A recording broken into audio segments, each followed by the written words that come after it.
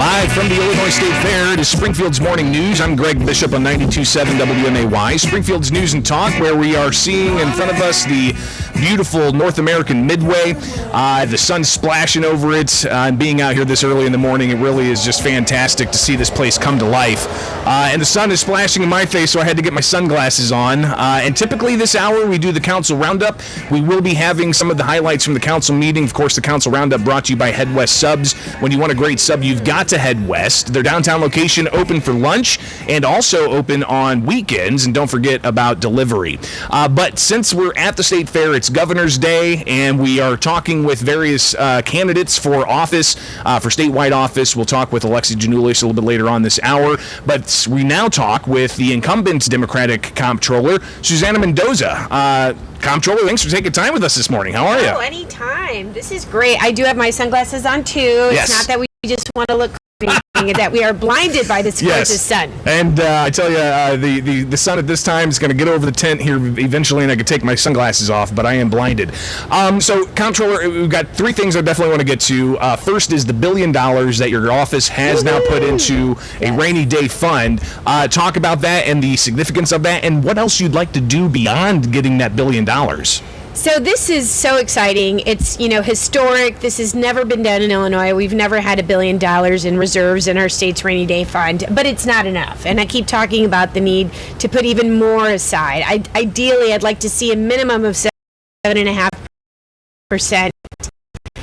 Which would be in today's money about $3.25 billion. And you might think that sounds like a lot, but it's not, because the median across the country is 35 days worth of reserves. And Illinois has just a little bit over a week's worth with $1 billion. So you'd want to have, at the very least, 3 weeks to close to a month. That would get us to $3.25 billion. But in order to be at the average, we would need to have a little bit over $6 billion in reserves. So, it's important for people to put that in context.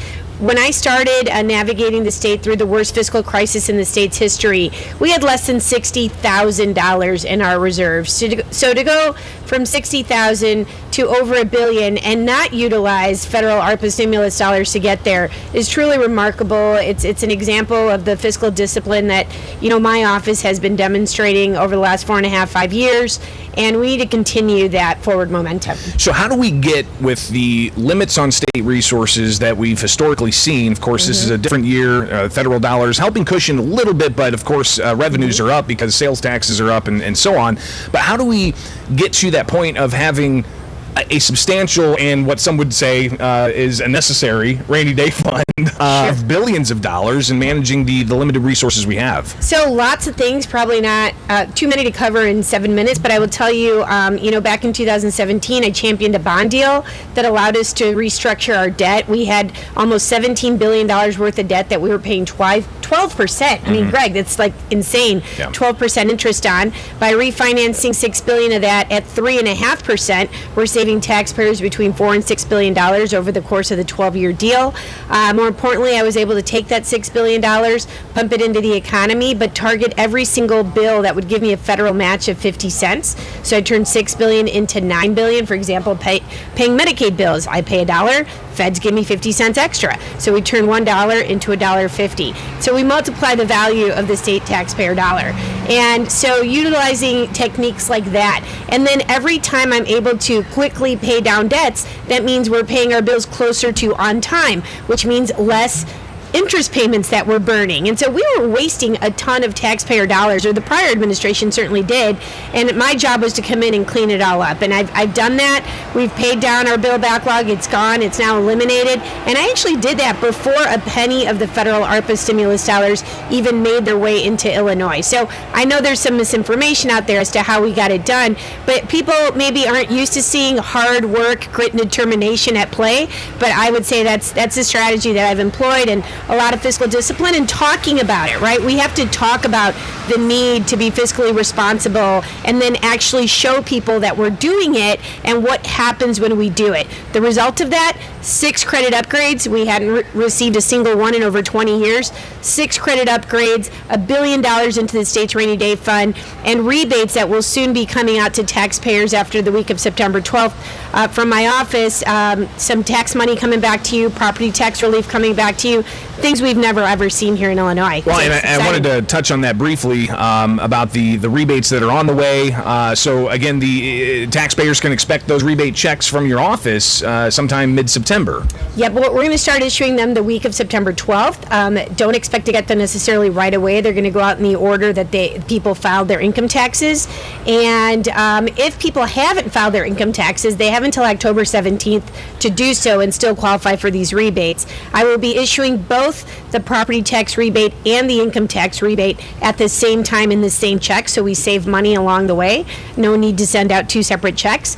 But if you do get your returns normally through electronic deposit, then you will not be receiving a check. It'll go straight to your bank. Otherwise, keep an eye open. It should take us about 6 to 8 weeks to finish issuing all the checks, but they'll start the week of September 12th. Comptroller Susana Mendoza with us live from the Illinois State Fair on Springfield's Morning News. I'm Greg Bishop, and Comptroller, you've talked before in the past about more modernizations happening within your office, more work on the website so taxpayers can search how their money's being spent.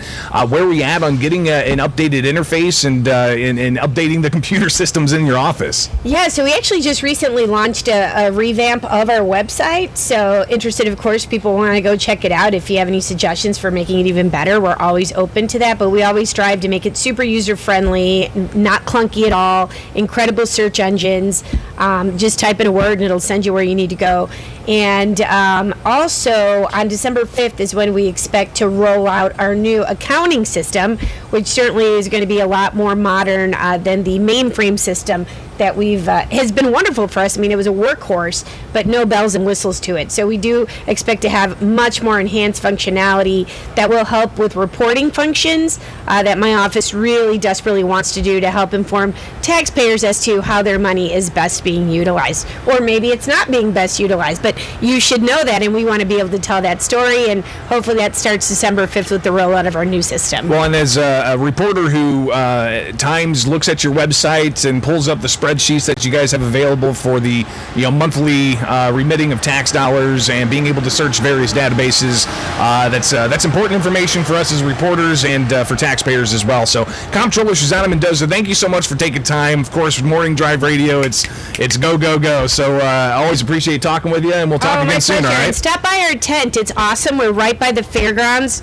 I was going to say by the grandstands. Duh, I'm in the fairgrounds, but I'm right by the grandstand, and it is the coolest spot to be, and we do have the sweetest tent, if I do say so myself. So come on by. All right, Comptroller Susana Mendoza, thank you so much. Live from the Illinois State Fair, it is Springfield's Morning